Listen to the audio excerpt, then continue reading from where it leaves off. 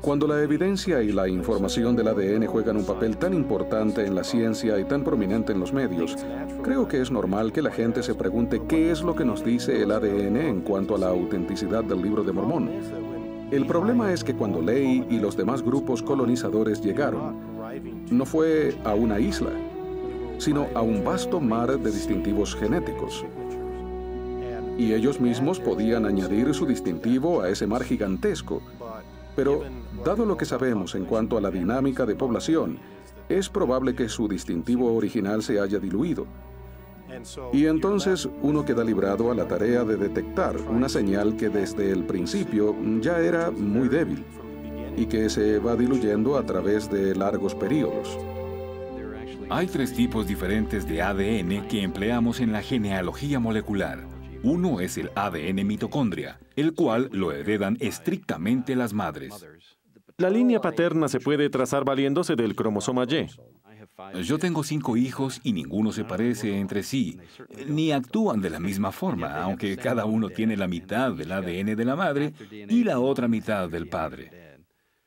Pero recomponer el ADN hace que cada persona sea única, y cada recomposición es única también. Y eso hace muy difícil trazar historias específicas, historias de linaje a través de múltiples generaciones. En el sistema de ADN de cromosoma Y, que solo los hombres poseen y que heredan del padre, hay mucha menos o ninguna recombinación. Así que es considerablemente más fácil recobrar información genealógica de ellos. Pero aún ahí hay límites, y estos parecen detenerse hace más de 2.500 años. Así que resulta imposible trazar la ascendencia desde una perspectiva genética, a no ser estrictamente trazando una línea paterna o la materna. Después tenemos el ADN nuclear, el más empleado en la actualidad, y ese está todavía más sujeto a recombinaciones. En casos de criminología donde se usa el ADN, básicamente se trata de comparar ADN. Está el ADN de la escena del crimen y el ADN de un sospechoso, o posiblemente más de uno. Y lo que se trata de hacer es comparar el ADN de un sospechoso con el ADN de la escena del crimen, lo cual es muy distinto a lo que tenemos con el caso de Ley en el Libro de Mormón. No contamos con el ADN del sospechoso ni el de la escena del crimen, y aún así tratamos de llegar al mismo tipo de conclusión.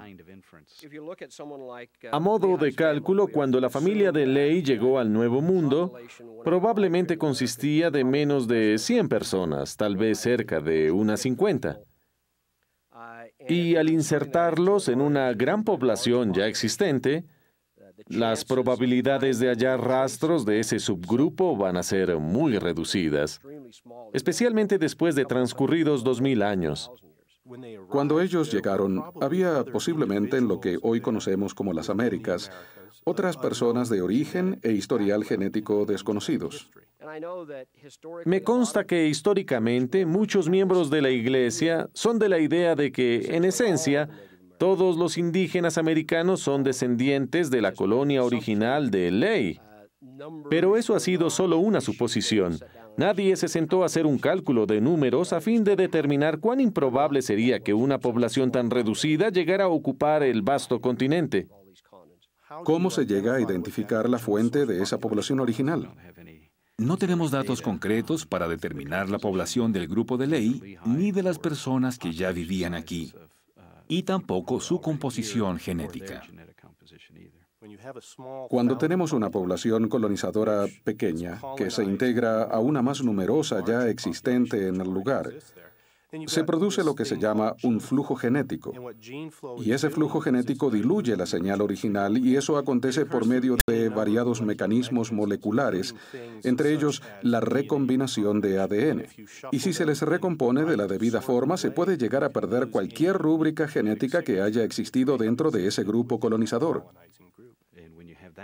Y al transcurrir tanto tiempo, 2.500 años de intercambios, las probabilidades de detectar esa señal van disminuyendo con cada generación. En 2003, un grupo de la Universidad de Oxford publicó un estudio sobre genética humana centrado en una población singular como lo es la gente de Islandia. Los islandeses cuentan con una buena genealogía por los pasados 300 años. Pero sucede que después de unos 150 años, la mayoría de la población, un 90%, desciende solo del 25% de la población ancestral. Si uno se proyecta a 300 años atrás, el número de personas en la población actual al que se le puede trazar la ascendencia va decreciendo. Lo que eso nos indica es que después de 300 años, a gran parte de una población actual, aún en un grupo que se reproduce rápidamente, se le puede trazar la ascendencia a un reducido porcentaje de la población. Así que cuando vemos periodos de tiempo prolongados, 1000 años, la probabilidad es muy pequeña de que en una población se halle ninguna conexión con un grupo ancestral específico. El llegar a probar la descendencia genética de una sola persona de hace apenas 1000 años es básicamente imposible. Con el paso del tiempo, especialmente el período del que estamos hablando en el Libro de Mormón, se producen mutaciones y cambios en ese ADN. Esa es la definición de evolución, el simple cambio de frecuencias en los genes de una población. Dado que hay diferentes grupos que entran y salen, también hay civilizaciones en estado de extinción. Si uno toma una población grande y por medios drásticos la reduce, el número de marcadores genéticos que emergen se ve críticamente afectado por todo el proceso. Así que, a modo de ejemplo, en el 1500 después de Cristo, aproximadamente después del descubrimiento de América, la población en este continente llegaba a varios millones. 100 años después, esa población, dependiendo de donde uno mire, se vio reducida desde un 80% hasta un 95%.